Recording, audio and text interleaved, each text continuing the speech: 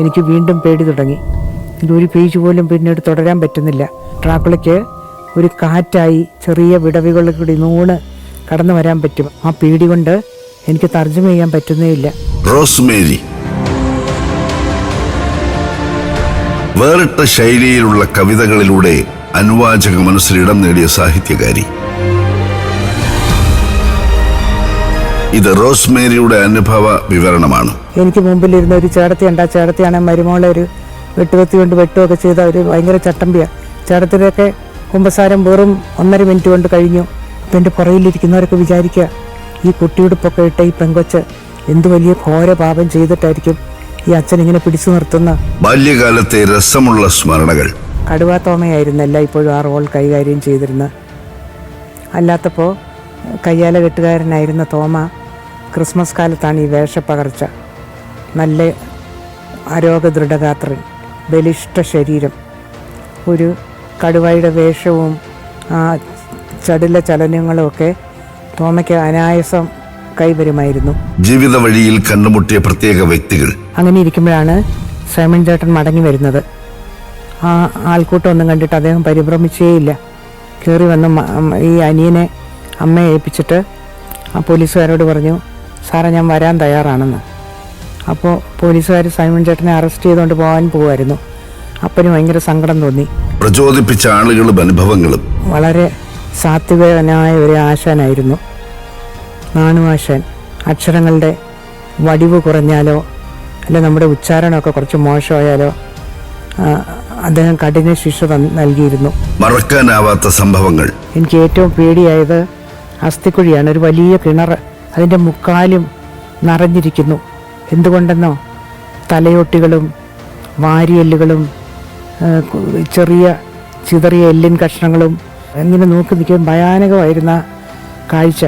പത്രപ്രവർത്തകയും എഴുത്തുകാരിയും സാമൂഹ്യ പ്രവർത്തകയുമായ റോസ്മേരി തന്റെ ജീവിതാനുഭവങ്ങൾ പങ്കുവയ്ക്കുന്നു. ശൈശവത്തിലെ ഓർമ്മകൾ ആരംഭിക്കുന്ന ഒരു രാത്രിവേളയിലാണ്. വിശാലമായൊരു മൈതാനത്ത് നിരത്തിയിട്ടിരിക്കുന്ന കസേരകൾ. അവിടെ ഞാൻ എൻ്റെ അപ്പൻ്റെ മടിയിലിരുന്ന് ഒരു നാടകം കാണുകയാണ്. സ്റ്റേജിൽ ഒരു പെൺകുട്ടി വളരെ ഹൃദയത്തിൽ തട്ടും വിധം ഒരു ഗാനം ആലപിക്കുകയാണ്. ആ കായലിനക്കരെ എന്നുള്ളൊരു പാട്ടാണ്. അതിൻ്റെ ഇതിവൃത്തം ഇങ്ങനെയാണ്: ഒരു ചെറിയ കുട്ടി, അവൾക്ക് കൂട്ടായിട്ടൊരു അമ്മൂമ്മ. അപ്പോൾ ഈ കുട്ടി എന്നും കായൽക്കരയിലെത്തുമ്പോൾ അമ്മൂമ്മ ഒരു കളിവെള്ളമായി അവളെ കാത്തിരിക്കും. എന്നിട്ട് അവർ ആ കായലിലൂടെ ഇങ്ങനെ സഞ്ചരിക്കും. കഥകളിപ്പാട്ട് പാടിയും കഥ പറഞ്ഞുമൊക്കെ അമ്മൂമ്മ ഇവളെ ആനന്ദിപ്പിക്കും. പക്ഷെ ഒരു കർക്കിടകക്കാറ്റ് വന്ന ഒരു രാത്രിയിൽ ഈ കുട്ടി രാവിലെ കടവിൽ ചെല്ലുകയാണ്. അപ്പോൾ അമ്മൂമ്മ എങ്ങും കാണാനില്ല. നോക്കുമ്പോൾ ആ വള്ളം ഇങ്ങനെ അമ്പലക്കടവിൽ മറിഞ്ഞു കിടക്കുന്നു. പങ്കായം ഇങ്ങനെ തത്തി തത്തി നടക്കുന്നു. അപ്പോൾ നമുക്ക് ആ വിഷ്വൽ നമുക്ക് വളരെ നന്നായിട്ട് ആ വരികളിലൂടെ കിട്ടും. ഭയങ്കര സങ്കടം തോന്നുന്നൊരു ഈണമൊക്കെയാണ് അതിൻ്റെ. അപ്പോൾ എനിക്കന്ന് ഒരു 2-3 വയസ്സുണ്ടാവും പ്രായം. ഞാനിപ്പോഴും അങ്ങ് ആകാശത്ത് മുഴുവൻ നക്ഷത്രങ്ങളിങ്ങനെ തിളങ്ങി നിൽക്കുന്നതും ആ മൈതാനത്തിൻ്റെ 2 സൈഡിലുമുള്ള നടപ്പാത മരങ്ങളിലൊക്കെ ചെറിയ ബൾബുകൾ ഇങ്ങനെ മിന്നി കത്തുന്നതൊക്കെ നല്ല വ്യക്തമായിട്ട് ഓർക്കുന്നുണ്ട്. പിൽക്കാലത്താണ് ഞാൻ തിരിച്ചറിഞ്ഞത് KPSCയുടെ വിശറിക്ക് കാറ്റ് വേണ്ട എന്ന നാടകത്തിൻ്റെ അവതരണമായിരുന്നു. പൊൻകുന്നം വർക്കിയാണത് എഴുതിയത്. അപ്പോൾ ആ കാലത്ത് കാഞ്ഞിരപ്പള്ളിയിൽ സഹൃദ എന്നു പേരുള്ള വളരെ പ്രശസ്തമായൊരു സ്വകാര്യ ഗ്രന്ഥശാല ഉണ്ടായിരുന്നു. ആ സഹൃദയുടെ വാർഷികത്തിന് ഇങ്ങനെ വളരെ മികച്ച ഒരുപാട് നാടകങ്ങളും മറ്റു കലാപരിപാടികളൊക്കെ അരങ്ങേറാറുണ്ടായിരുന്നു. ഞാൻ ജനിച്ചു വളർന്നത് കോട്ടയം ജില്ലയിൽ കാഞ്ഞിരപ്പള്ളിക്കടുത്തുള്ള പാറത്തോട് എന്ന ദേശത്താണ്. പാറത്തോട് ശരിക്കും എല്ലാ അർത്ഥത്തിലൊരു മലയോര ഗ്രാമം തന്നെയാണ്. കാഞ്ഞിരപ്പള്ളിക്കും മുണ്ടക്കയത്തിനും മധ്യയായിട്ട് KK റോഡിൽ 28-ാം മൈലിലാണ് എൻ്റെ വീട്. അപ്പോൾ കോട്ടയത്തു നിന്നുള്ള ദൂരം വെച്ചിട്ടാണ് ഈ 28-30 എന്നൊക്കെ മൈലുകൾ പറയുന്നത്. അവിടെയൊക്കെ സ്ഥലനാമത്തിന് പകരം 1-ാം മൈൽ 2-ാം മൈൽ ഇങ്ങനെ ആണ് സ്ഥലങ്ങൾ അറിയപ്പെട്ടിരുന്നത്. അപ്പോൾ ഒരു KK റോഡിൽ നിന്ന് ഇടക്കുന്നത്തേക്കുള്ള വഴി അത് അക്കാലത്തൊന്നും ടാർ ചെയ്തിരുന്നില്ല. അപ്പോൾ മിക്കപ്പോഴും കാൽനട യാത്രക്കാരായിരുന്നു അതിൽ സഞ്ചരിച്ചിരുന്നത്. വല്ലപ്പോഴുമൊക്കെ സൈക്കിൾ, പിന്നെ ദിവസേന എന്നോണം നടക്കെ മത്തായി ചേട്ടൻ്റെ ഒരു കാളവണ്ടി. അത് രാവിലെയും വൈകിട്ടും ചന്തയിലേക്ക് പോകുന്നൊരു നമ്മൾ സ്ഥിരം കാണുന്നൊരു കാഴ്ചയായിരുന്നു. അപ്പോൾ കുട്ടികളായിരിക്കെ ഞങ്ങളുടെ വലിയൊരു വിനോദമായിരുന്നു ആ കാളവണ്ടിയുടെ പുറകിലെ പിടിയിലിങ്ങനെ തൂങ്ങിക്കിടക്കുക. അപ്പോൾ കുടമണി കിലുക്കി ഇങ്ങനെ കാളവണ്ടിയുടെ ഒച്ച കേൾക്കുമ്പോഴേ നമ്മളെല്ലാവരുടെ ഓടിപ്പോവും. എന്നിട്ടിങ്ങനെ തൂങ്ങിക്കിടക്കുമ്പോൾ ഈ ഭാരം കൂടുമ്പോൾ മത്തായി ചേട്ടൻ ഇതറിയും. അദ്ദേഹം ചാട്ട വീശി ഞങ്ങളെ ഭയപ്പെടുത്തുകയും ഓടിക്കുകയൊക്കെ ചെയ്യുമായിരുന്നു. പിന്നെ വല്ലപ്പോഴുമൊക്കെ അതിലെ വരുന്ന സിനിമാ നോട്ടീസുകാർ. ആഴ്ചയിലൊരിക്കൽ ഒരു ഫ്ലാസ്കിൽ കടലാസിൽ പൊതിഞ്ഞ ഐസ്ക്രീം, പിന്നെ ഇടയ്ക്കിടെ തുണി വിൽക്കുന്ന ഒരു പെട്ടിക്കാരൻ, മാസത്തിലൊരിക്കൽ തുകലശ്ശേരിയിൽ നിന്നും ബെഡ്ഷീറ്റുകളുമായി എത്തുന്ന ഒരു ചേട്ടൻ, പിന്നെ വല്ലപ്പോഴുമൊക്കെ ചങ്ങനാശ്ശേരിയിൽ നിന്നും വല്ലക്കുട്ട നിറയെ താറാവുകളായി എത്തുന്ന ഒരു താറാവുകാരൻ. ഇങ്ങനെയൊക്കെ കുറച്ച് പേരായിരുന്നു അവിടുത്തെ ആ വഴിയിലെ ഞങ്ങളുടെ വിശിഷ്ട വിരുന്നുകാരൊക്കെ. കാഞ്ഞിരപ്പള്ളിയിലെ കടമപ്പുഴ എന്നൊരു വീട്ടിലാണ് ഞാൻ ജനിച്ചത്. അപ്പൻ ദന്ത ഡോക്ടറായിരുന്നു. അദ്ദേഹം മദിരാശിയിൽ പോയി പഠിച്ചു വന്നിട്ട് എറണാകുളത്ത് നിഷിമൂറ എന്നൊരു ജാപ്പനീസ് ഡെൻ്റൽ സർജൻ്റെ കീഴിൽ 2 വർഷങ്ങളോളം പരിശീലനം നേടിയിട്ടാണ് കാഞ്ഞിരപ്പള്ളിയിൽ പ്രാക്ടീസ് തുടങ്ങിയത്. അപ്പൻ്റെ കാർന്നവരായിരുന്ന ഡോക്ടർ ഈപ്പച്ചൻ എന്ന് പറയുന്ന അദ്ദേഹത്തിൻ്റെ ആശുപത്രിയോട് അനുബന്ധിച്ചായിരുന്നു അപ്പൻ്റെ ക്ലിനിക്ക്. ചെറുപ്പത്തിൽ ആ ക്ലിനിക്കിൽ പോവുക ഞങ്ങൾക്ക് വലിയൊരു ഉത്സാഹമുള്ള സംഭവമായിരുന്നു. കാരണം വളരെ മനോഹരമായിട്ടാണ് അപ്പൻ ആ ക്ലിനിക്ക് സൂക്ഷിച്ചിരുന്നത്. അന്നത്തെ ഒരു അറിയപ്പെടുന്ന ദന്ത ഡോക്ടറായിരുന്നു അദ്ദേഹം. കാരണം ആ ഭാഗത്തൊക്കെ അങ്ങനെ ഉപരിപഠനം നടത്തിയ ദന്ത ഡോക്ടർമാർ കുറവായിരുന്നു. അമ്മ തീക്കോയിൽ വള്ളിക്കാപ്പിൽ എന്നൊരു വീട്ടിലാണ് ജനിച്ചത്. അമ്മ അധികം പഠിക്കാനൊക്കെ കുറച്ച് മോശമായിരുന്നു. ഇപ്പോൾ 8ാം ക്ലാസ് വെച്ച് പഠിത്തം നിർത്തിയെങ്കിലും ആൾ നല്ലൊരു ഗായികയായിരുന്നു. വളരെ നന്നായിട്ട് പഴയ നാടകഗാനങ്ങളും പണ്ടത്തെ സിനിമാ പാട്ടുകളുമൊക്കെ പാടും. അപ്പൻ്റെ പേര് KC ചാക്കോ എന്നായിരുന്നു. വീട്ടിൽ വിളിക്കുന്ന പേര് പാപ്പച്ചൻ. അപ്പം വളരെ ലളിതമായ അഭിരുചികളുള്ള ഒരാളായിരുന്നു. എപ്പോഴും ഖദർ ഷർട്ടുകളെ ഇടാറുണ്ടായിരുന്നുള്ളൂ. അതേപോലെ ഞങ്ങളും വസ്ത്രധാരണത്തിലൊക്കെ വളരെ സിമ്പിളായിരിക്കണം എന്ന് അപ്പന് നിഷ്കർഷയുണ്ടായിരുന്നു. ചേച്ചിമാരൊക്കെ പഠിക്കുന്ന സ്കൂള് ഒരു ഗവൺമെൻറ് സ്കൂളാണ് ഇടക്കുന്നത്ത്. അപ്പോൾ അവരുടെ സഹപാഠികൾ മിക്കവരും റബ്ബർ വെട്ടുകാരുടെയും മീൻ വിൽപ്പനക്കാരുടെയും ഒക്കെ അങ്ങനെ കുറച്ച് ബുദ്ധിമുട്ടുള്ള പശ്ചാത്തലത്തിൽ നിന്ന് വരുന്ന കുട്ടികളാണ്. അപ്പോൾ അവർക്ക് വിഷമമുള്ള ഒന്നും ചെയ്യരുതെന്ന് പറഞ്ഞിട്ട് അപ്പൻ അവർക്ക് വില കൂടിയ ഉടുപ്പുകളോ അത്തരം ആർഭാടങ്ങളൊന്നും, സ്വർണ്ണാഭരണങ്ങൾ പോലും അവർക്കുണ്ടായിരുന്നില്ല. മുത്തുമാലയൊക്കെ ഇട്ടായിരുന്നു ചേച്ചിമാർ പോയിക്കൊണ്ടിരുന്നത്. പക്ഷെ ഒരു കാര്യത്തിൽ അപ്പൻ ധാരാളിയായിരുന്നു. ഞങ്ങൾക്ക് ഇഷ്ടം പോലെ പുസ്തകങ്ങൾ വാങ്ങി തന്നിരുന്നു. അപ്പന് ഒരുപാട് സുഹൃത്തുക്കളുണ്ടായിരുന്നു. അതുപോലെ ഞങ്ങൾക്ക് ഒത്തിരി ബന്ധുക്കളും ആ പ്രദേശത്താണ് നമ്മുടെ ചിറ്റപ്പന്മാരും അവരുടെ മക്കളുമൊക്കെ താമസിക്കുന്നത്. അപ്പോൾ എപ്പോഴും ആരെങ്കിലുമൊക്കെ ഇങ്ങനെ വന്നു പോയിക്കൊണ്ടിരിക്കും. ഏറ്റവും സജീവം അടുക്കളമുറ്റമായിരുന്നു. അതാണ് അമ്മയുടെ സാമ്രാജ്യം. അമ്മ ആ അടുക്കള തന്നെ ഒരു കൊരണ്ടിയൊക്കെ ഇട്ടിരുന്ന് ഒന്നുകിൽ ചക്കച്ചുള വറക്കാൻ അരിയുവോ അല്ലെങ്കിൽ ജാം ഉണ്ടാക്കാൻ കൈതച്ചക്ക ചൊത്തുവോ അങ്ങനെ എന്തെങ്കിലും ജോലികളിൽ ഇങ്ങനെ വ്യാപൃതയായിട്ടിരിക്കും.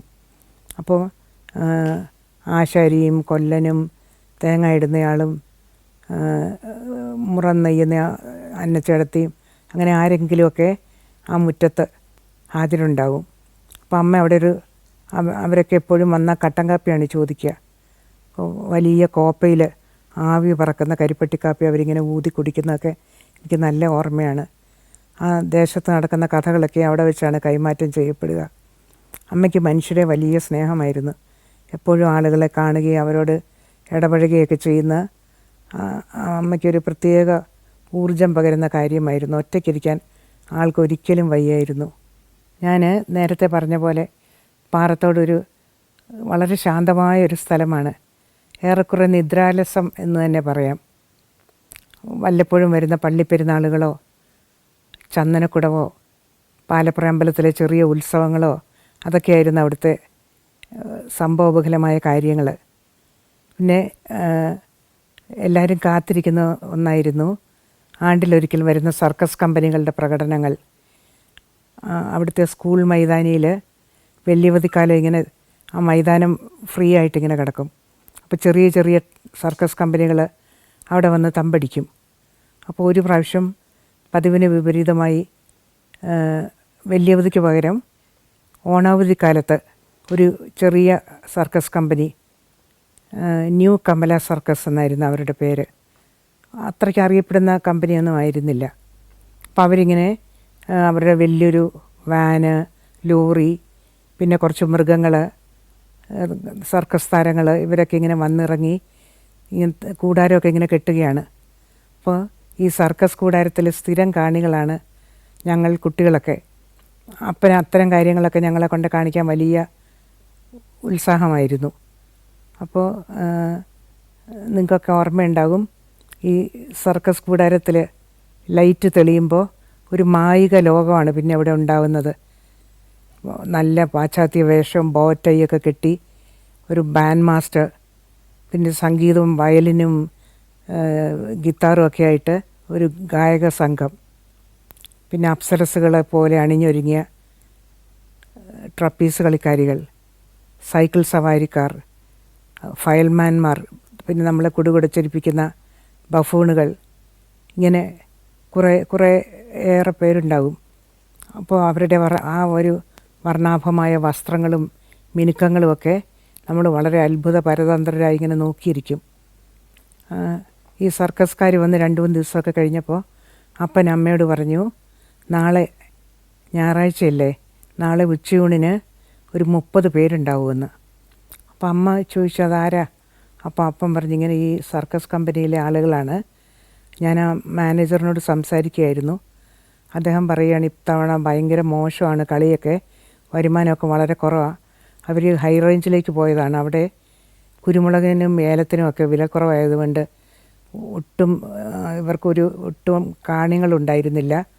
അപ്പോൾ അവർ പരിപാടിയൊക്കെ പാതിയിൽ വെച്ച് അവസാനിപ്പിച്ച് മടങ്ങിപ്പോകുമ്പോൾ ഒരു ഇടത്താവളമായിട്ടാണ് ഈ ഞങ്ങളുടെ 28 വന്നിറങ്ങിയത്. അപ്പം അദ്ദേഹത്തിൻ്റെ സംസാരമൊക്കെ കേട്ടപ്പം അപ്പന് കുറച്ച് വിഷമം തോന്നി. അപ്പൻ അമ്മയോട് പറഞ്ഞു, ഇവർ കുറേ നാളായില്ലേ വീട് വിട്ടൊക്കെ പോയിട്ട്, ഇവരൊക്കെ നമുക്കൊരു ദിവസം വീട്ടിൽ വിളിച്ച് ഒന്ന് സൽക്കരിക്കണ്ടേ. അമ്മയ്ക്കും ഇത്തരം കാര്യങ്ങളൊക്കെ വലിയ ഉത്സാഹമായിരുന്നു. വീട്ടിലെ സാമ്പത്തിക സ്ഥിതി പലപ്പോഴും അസ്ഥിരമായിരിക്കും, എന്നാൽ ഇത്തരം കാര്യങ്ങൾക്കൊന്നും അവർക്ക് യാതൊരു വൈമനസ്യം ഉണ്ടായിരുന്നില്ല. അപ്പോൾ ഞങ്ങൾ ഭയങ്കര എക്സൈറ്റഡായി. കാരണം സർക്കസ് കൂടാരത്തിലെ ആ ഭയങ്കര ഗ്ലാമറസ് ആയിട്ടുള്ളവരൊക്കെ നമ്മുടെ വീട്ടിൽ വരുന്നു. വെറുതെ വരുന്നു പോരാഞ്ഞിട്ട് നമ്മുടെ വീട്ടിൽ നിന്ന് ചോറുണ്ണുന്നു. നമുക്ക് എന്ത് ചെയ്യണമെന്ന് അറിയത്തില്ല, അത്രയ്ക്ക് ഉത്സാഹത്തിമിർപ്പ്. ഞങ്ങൾ അയൽവക്കത്തൊക്കെ ഉള്ള കുട്ടികളോടൊക്കെ ഓടിച്ചെന്ന് പറഞ്ഞു. അപ്പോൾ അമ്മയ്ക്ക് ഒരു കാര്യത്തിലേ ഉണ്ടായിരുന്നുള്ളൂ പരിഭ്രമം. കാരണം ഈ വിരുന്ന് വരുന്നവരിൽ പകുതി പേരും സസ്യാഹാരികളാണ്, മത്സ്യമാംസങ്ങളൊന്നും തൊടുക പോലുമില്ല. അപ്പോൾ ഞങ്ങളുടെ ആ പ്രദേശങ്ങളിലൊക്കെ തോരനും മെഴുക്കുവരട്ടിക്കും അപ്പുറം മറ്റു പച്ചക്കറി വിഭവങ്ങളൊന്നും അത്രയ്ക്ക് പ്രചാരത്തിലുണ്ടായിരുന്നില്ല. അമ്മ സഹായത്തിനായി എടക്കുന്നത്ത് ഉള്ള രാമകൃഷ്ണ പിള്ളച്ചേട്ടൻ്റെ ചേച്ചിയെ ആശ്രയിച്ചു. അപ്പോൾ ചേച്ചി വന്ന് അവിയലും ഓലനും കാളനും ഒക്കെ ഉണ്ടാക്കേണ്ട എങ്ങനെയാണെന്ന് അമ്മയ്ക്ക് കാണിച്ചു കൊടുത്തു. ഇന്ത്യയിലെ 13 സംസ്ഥാനങ്ങളിലൂടെയുള്ള സഞ്ചാരം ഇപ്പോൾ പെൻഡ്രൈവിൽ ലഭിക്കുന്നു. ചരിത്രവും ഐതിഹ്യങ്ങളും യഥാർത്ഥ ജീവിതവും ഒത്തുചേരുന്ന ഇന്ത്യൻ കാഴ്ചകളുടെ ഈ അസുലഭ ശേഖരം സ്വന്തമാക്കാൻ 9955442222 എന്ന നമ്പറിലേക്ക് ഇന്ത്യ എന്ന് SMS ചെയ്യൂ. അങ്ങനെ ഞങ്ങൾ കാത്തിരുന്ന സുദിനം എത്തിച്ചേർന്നു. ഏതാണ്ട് 11 മണിയൊക്കെ ആയപ്പോൾ അവരിങ്ങനെ അണിയണിയായിട്ട് നടന്നു വരികയാണ്. ഒരു ചെറിയ കുന്ന് കയറി വേണം ഞങ്ങളുടെ വീട്ടിലേക്ക് വരാനായിട്ട്. അപ്പോൾ നമുക്ക് ഒരു ഉദ്വേഗവും ത്രില്ലൊക്കെ കൊണ്ട് ഹൃദയം നിലച്ചു പോകുന്ന പോലത്തെ ഒരു ഫീലിംഗ്. അപ്പോൾ അവരൊക്കെ വന്ന് നമ്മളോടൊക്കെ സ്വീകരണ മുറിയിലും മുൻമുറിയിലൊക്കെ ആയിട്ട് അവർ ഇരിപ്പുറപ്പിച്ചു. അടുത്ത് കണ്ടപ്പോൾ നമ്മൾ കുറച്ച് അമ്പരന്ന് പോയി. കാരണം ആ ഒരു സ്വർലോക സുന്ദരിമാരെ പോലെ കാണപ്പെട്ട ആ ട്രപ്പീസ് കളിക്കാരികളും ഞാണിന്മേൽ നടത്തക്കാരികളുമൊക്കെ നമ്മുടെ തൊട്ടടുത്തുള്ള കുഞ്ഞുമേരിയും ഭവാനിയും ഒക്കെ പോലെ സാധാരണ പെൺകുട്ടികൾ. ആ മേക്കപ്പ് മാറിയപ്പോൾ അവരൊക്കെ ഉണ്ടായ മാറ്റം, അതേപോലെ ഒരു ജാക്കറ്റും കഴുത്തിൽ ഉറുമാലൊക്കെ കെട്ടി റോക്ക് ആൻഡ് റോൾ കഴിച്ചിരുന്ന ആ യുവസുന്ദരൻ കഷണ്ടി ബാധിച്ചൊരു മധ്യവയസ്കനാണെന്നതും ഞങ്ങളെ കുറച്ച് നിരാശപ്പെടുത്തി. അതുപോലെ ആ കൂടാരത്തിൽ നമ്മളെ പൊട്ടിച്ചൊരിപ്പിച്ചിരുന്ന ആ കുള്ളന്മാരായ വിദൂഷകർ അവരും കുറച്ച് ഗൗരവപ്രകൃതികളായി ആണ് കാണപ്പെട്ടത്. അപ്പോൾ ഈ ഗ്ലാമറിനും യാഥാർത്ഥ്യത്തിനും ഇടയിലുള്ള ഒരു അകലം നമ്മളെ കുറച്ച് നിരാശപ്പെടുത്തുക തന്നെയാണ് ചെയ്തത്. പക്ഷേ അവരൊക്കെയും വളരെ സ്നേഹമുള്ളവരായിരുന്നു. ആ പെൺകുട്ടികൾ നമ്മളോടൊപ്പം കാട്ടുനെല്ലി മരത്തിൽ കയറുകയും ലൂവിക്ക അടർത്തിയിടുകയും ചാമ്പയ്ക്ക പെറുക്കുകയും ഞങ്ങളുടെ ചെറിയ കൈത്തോട്ടിൽ ഞങ്ങളോടൊപ്പം വന്ന് കാൽ നനയ്ക്കുകയൊക്കെ ചെയ്തു. ഒരു പകൽ മുഴുവൻ അവർ നമ്മുടെ വീട്ടിൽ ചെലവഴിച്ചു. 4 മണിക്ക് അമ്മ അവർക്ക് തേൻ വരിക്കയുടെ ചക്കപ്പഴവും അടപ്പായസമൊക്കെയാണ് കൊടുത്തത്. അവരൊക്കെയും ആസ്വദിച്ചു. പോകാൻ നേരം സർക്കസ് മാനേജർ ശിവദാസ് എന്ന് പറയുന്ന തലശ്ശേരിക്കാരൻ, അദ്ദേഹം ആംഗലത്തിലായിരുന്നു സംസാരിക്കുന്നത്. അദ്ദേഹം അമ്മയുടെ കൈത്തലം ചുംബിച്ചുകൊണ്ട് പറഞ്ഞു, അമ്മമാരുടെ ഹൃദയം എത്ര കനിവാർന്നത്, താൻ ഇത്ര രുചികരമായ ചിക്കൻ റോസ്റ്റ് ഒന്നും ഇതിനു മുമ്പ് കഴിച്ചിട്ടേ ഇല്ലയെന്ന്. അമ്മയ്ക്ക് അതൊക്കെ കേട്ട് മനം കുളിർന്നു. അപ്പോൾ അവർ ആ സന്ധ്യയൊക്കെ ആകുമ്പോഴാണ് പോകുന്നത്. ആ വിടവാങ്ങൽ ശരിക്കും നമുക്ക് വേദന തോന്നി. ആ പെൺകുട്ടികൾ കണ്ണ് നിറഞ്ഞൊക്കെയാണ് യാത്ര പറഞ്ഞത്. അപ്പോൾ ഈ അന്തിച്ചോപ്പ് ഇങ്ങനെ അവിടെ എല്ലാം വീണ് കിടക്കുക പറമ്പിലൊക്കെ. അപ്പോൾ അന്തിച്ചോപ്പിൽ കൂടെ അവരിങ്ങനെ നടന്ന് മറയുകയാണ് താഴേക്ക്. അപ്പോൾ എനിക്ക് തോന്നി ഒരു എണ്ണമറ്റ പഞ്ചവർണ്ണക്കിളികൾ, അത്രയ്ക്ക് വർണ്ണാഭമായിരുന്നു അവരുടെ വേഷവിധാനങ്ങൾ. പഞ്ചവർണ്ണക്കിളികൾ ഇങ്ങനെ പറന്ന് അകലുകയാണെന്ന്. കുറേ നേരത്തേക്ക് ആ വ്യസനം നമ്മുടെ മനസ്സിലിങ്ങനെ തങ്ങി നിന്നു. ക്രിസ്മസ് എത്തുമ്പോഴായിരുന്നു ഏറ്റവും ഉത്സാഹം. ക്രിസ്മസിൻ്റെ കാലമൊക്കെ ആകുമ്പോഴത്തേക്കും അടുക്കള മുറ്റത്ത് ഭയങ്കര തിരക്ക്. അരിയിടിയും പിന്നെ മുളക് വറക്കൽ, കാപ്പിക്കുരു വറക്കൽ, അതൊക്കെ ഇടിക്കൽ പൊടിക്കൽ. ഞാനിപ്പോഴും ഓർക്കുന്നുണ്ട്, അന്ന് ഉരലായിരുന്നല്ലോ എല്ലാ വീട്ടിലും. അപ്പോൾ അന്ന മറിയ എന്ന് പറഞ്ഞ 2 സഹായികളായിരുന്നു അരിയിടിക്കൽ. അപ്പോൾ ഈ വലിയ ഉരലിൽ ഒലക്കയിട്ട് ഇവരിങ്ങനെ 2 സൈഡിൽ നിന്ന് ഒലക്കയിട്ട് കുത്തുമ്പോൾ അവരുടെ കച്ചമുറിയുടെ തുമ്പ് ഇങ്ങനെ ഇളകിക്കൊണ്ടിരിക്കും. ഇങ്ങനെ ഊഷ് എന്നൊരു താളം ഉണ്ടാക്കിക്കൊണ്ടാണ് അവർ അരിയിടിക്കുന്നത്. അതേപോലെ കാപ്പിക്കുരു വറക്കുമ്പോൾ അവിടെ എല്ലാം ഒരു പരിമളം ഇങ്ങനെ പ്രസരിക്കും. വാഴക്കലയൊക്കെ ഇങ്ങനെ ക്രിസ്മസിന് വേണ്ടി വെട്ടാതെ ഇങ്ങനെ പരിരക്ഷിച്ചുകൊണ്ടിരിക്കും. കാരണം ഒരുപാട് വിരുന്നുകാരും അയൽക്കാരും ഒക്കെ ഇങ്ങനെ കയറി ഇറങ്ങി എല്ലാ വീട്ടിലും വരുന്നുണ്ടാവും. ഒത്തിരി വിരുന്നുകാരുണ്ടാവും ആ കാലങ്ങളിൽ. ക്രിസ്മസ് രാത്രിയിൽ പാതിരാ കുർബാനയ്ക്ക് പോകുന്നതായിരുന്നു ഞങ്ങളുടെ വലിയൊരു ഹരം. ബോയ് ചേട്ടൻ എന്ന് പറയുന്ന ഒരു വല്യമ്മച്ചിയുടെ ഒരു സഹായിയായ ഞങ്ങൾക്ക് പ്രിയപ്പെട്ട ഒരു കാർന്നവരുണ്ടായിരുന്നു. അപ്പോൾ ബോയ് ചേട്ടനാണ് ഞങ്ങൾക്ക് കൂട്ടുവരുന്നത്. കുട്ടികൾക്ക് വലിയ ചൂട്ടുകറ്റയൊക്കെ മിന്നിച്ച് കുത്തുകല്ലും ഇടക്കയ്യാലകളും താഴ്വരകളും മലകളൊക്കെ കടന്നു വേണം വെളിച്ചാനിപ്പള്ളിയിലെത്താൻ. അപ്പോൾ അകലെന്നേ ആ കരിങ്കല്ലിൽ തീർത്ത ആ ദേവാലയം അപ്പോഴത്തേക്കും നല്ല ദീപക്കാഴ്ചയിൽ ഇങ്ങനെ തിളങ്ങി നിൽക്കുന്നുണ്ടാവും. മൂടൽമഞ്ഞ് അതിനെ ഇങ്ങനെ പൊതിഞ്ഞ് നിൽക്കും. അകത്ത് വളരെ ആകർഷകമായ പുൽക്കൂട് ഒരുക്കിയിരിക്കും. അപ്പോൾ ആ ക്രിസ്മസ് ഗാനങ്ങളും ആ പുൽക്കൂടിൻ്റെ ചന്തമൊക്കെ കൂടി നമ്മളൊരു സ്വപ്നലോക സഞ്ചരിക്കും പോലെയാണ്. ക്രിസ്മസ് കാലത്ത് ഞങ്ങളുടെ വലിയൊരു ആവേശമായിരുന്നു കടുവാകളിക്കാരൻ വരുന്നത്. കടുവാ തോമയായിരുന്നു എല്ലായ്പ്പോഴും ആ റോൾ കൈകാര്യം ചെയ്തിരുന്നത്. അല്ലാത്തപ്പോൾ കയ്യാല കെട്ടുകാരനായിരുന്ന തോമ ക്രിസ്മസ് കാലത്താണ് ഈ വേഷപ്പകർച്ച. നല്ല ആരോഗ്യദൃഢഗാത്രൻ, ബലിഷ്ഠ ശരീരം, ഒരു കടുവയുടെ വേഷവും ആ ചടുല ചലനങ്ങളുമൊക്കെ തോമയ്ക്ക് അനായാസം കൈവരുമായിരുന്നു.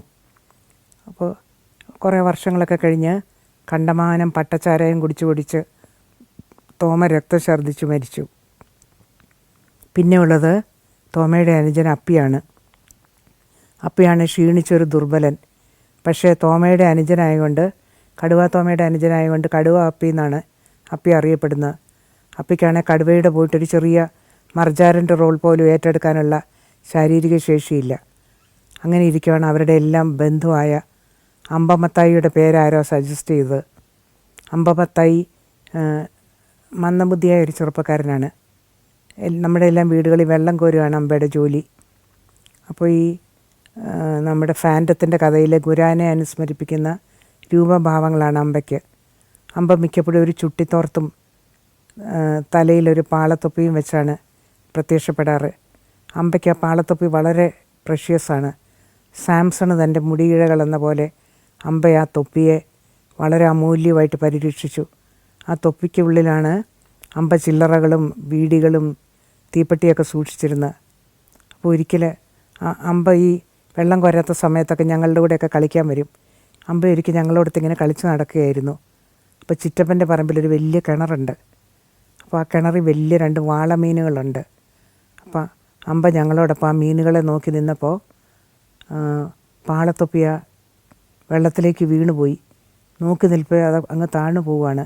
കിണറിനാണെങ്കിൽ മഴയായതുകൊണ്ട് അതിൻ്റെ പടി വരെ വെള്ളവുമുണ്ട്.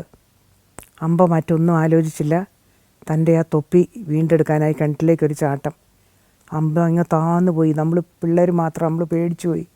നമ്മൾ അലമുറയിട്ട് കരഞ്ഞ് അവിടെ അകലക്കൂടെ പോയ ഒരു വഴിപോക്കനും 1-2 റബ്ബർ വെട്ടുകാരും ഓടി വന്ന് ആ 2 തേങ്ങ ഇടുന്നൊരു ഏണി എങ്ങാണ്ട് വെച്ച് കൊടുത്ത് ഒരു വിധത്തിൽ അമ്പ കരയ്ക്കെത്തിച്ച്. അപ്പോൾ അങ്ങനത്തെ ഒരു ശുദ്ധ മനസ്കനാണ് അമ്പ. അപ്പോൾ അത്തവണ അമ്പയാവട്ടെ കടുവ എന്നെല്ലാവരോടും തീരുമാനിച്ചു. അമ്പയ്ക്ക് ബഹുസന്തോഷമായി. ഒരു ഞായറാഴ്ചയാണ് കടുവ കളിക്കാർ വരേണ്ടത്. അമ്പ ശനിയാഴ്ച ഉച്ചയ്ക്ക് തന്നെ എല്ലാ വീട്ടിലെയും ജോലിയെല്ലാം അവസാനിപ്പിച്ച് വീട്ടിലേക്ക് മടങ്ങി.